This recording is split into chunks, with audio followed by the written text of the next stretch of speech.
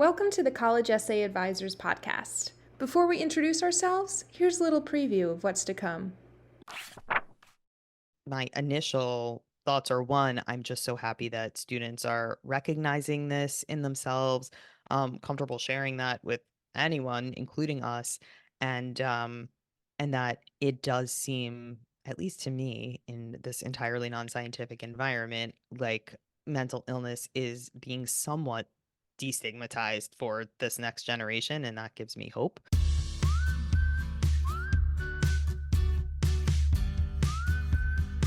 Welcome to the College Essay Advisors podcast, an ongoing exploration of how to write admissions essays that get you noticed and accepted. Hi, my name is Stacey Brooke, and I'm the founder and chief advisor at College Essay Advisors. Hi, my name is Becca Myers, and I am the Director of Advising at the same place.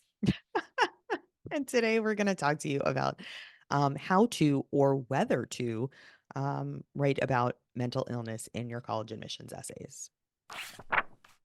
I've had several students ask me in this last year if it's possible to write about anxiety or depression or things that they feel have changed them and made them more receptive to perspective, or that they feel that that adds a kind of diversity. And I'm just curious about your thoughts on that, Stacey, because those Hmm. things are, I don't want to necessarily frame them as assets, nor do I want to claim that they're weaknesses either. Many of us Hmm. go through these Hmm. things, but to what extent can you lean into, dealing with mental illness or thinking about ways that do we talk about like, well, I've been to therapy and therefore I think I could contribute this? Like, what is Hmm. our feeling on that? Hmm.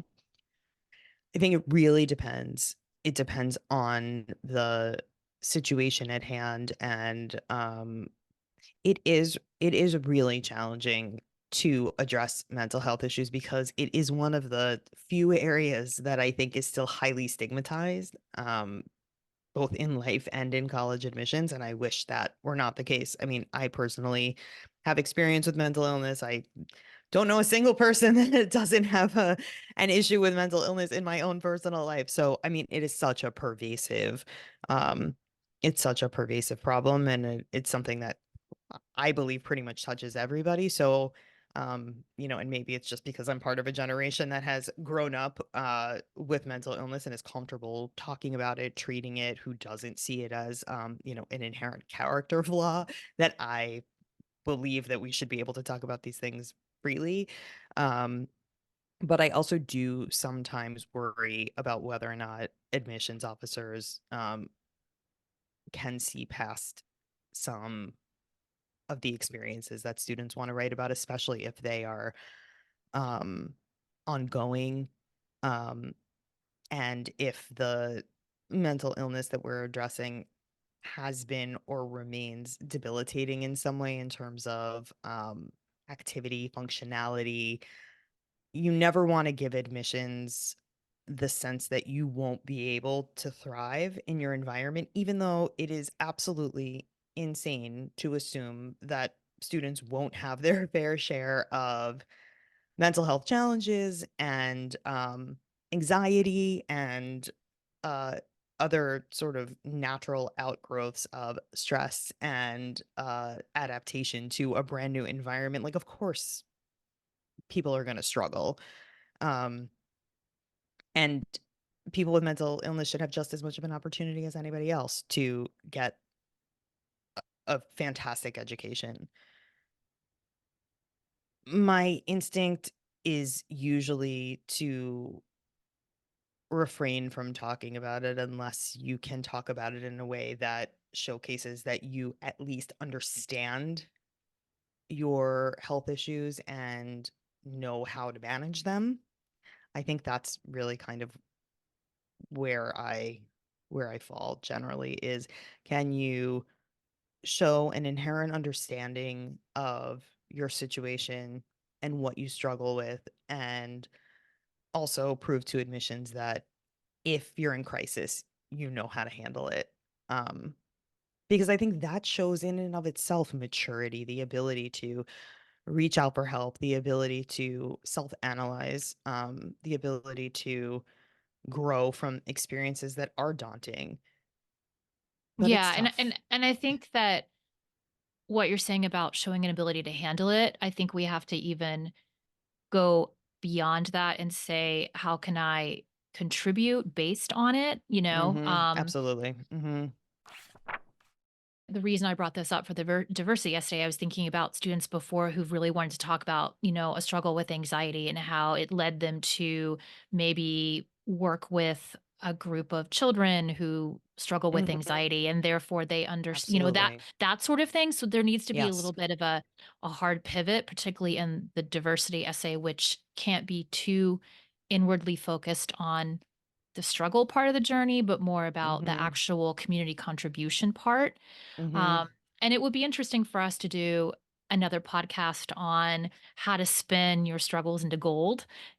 If y'all are interested, you should comment because we'd love to do that Completely. one, thinking about how students come in and they're often terrified that everything they've done isn't good enough or that they have these like glaring like red flags, and usually those red flags can be tempered into a different color. You know what I mean? Like you can take almost anything and you can find the silver lining of it. So when Stacey's talking about like, well, if the struggle is ongoing or pervasive, has it been useful in other ways for you? If it's something you feel like you're going to have to acknowledge in the application, how can we then take that and show the strength that's come from it? Because that's what this is about. Yeah. It's about selling yourself.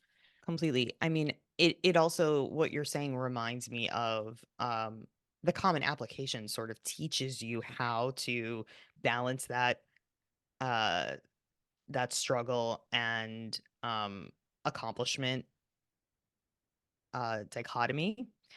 The Common App prompt number 2, the main essay prompt, is the lessons we take from obstacles we encounter can be fundamental to later success. Recount a time when you faced a challenge, setback, or failure. How did it affect you, and what did you learn from the experience? So, even in the setup of the main Common App questions, they're showing you, okay, of course, it's okay to have failures, setbacks, things that don't go as expected or as intended in your life. Tell us about them, but also tell us, what did you learn from that experience? What did you gain? What are you bringing to the community based on those learnings, um, and the character you've built in overcoming challenges? Yeah. Um, this is a highly contested point. It's a question I get asked a lot. I hope because students are more comfortable talking about and sharing their experiences with mental illness, which, are pervasive in this society. So my initial thoughts are, one, I'm just so happy that students are recognizing this in themselves, comfortable sharing that with anyone, including us, and that it does seem, at least to me, in this entirely non-scientific environment, like mental illness is being somewhat destigmatized for this next generation, and that gives me hope. Yeah, it's Um, very encouraging. I would agree with yeah, that. Yeah. yeah, amazing.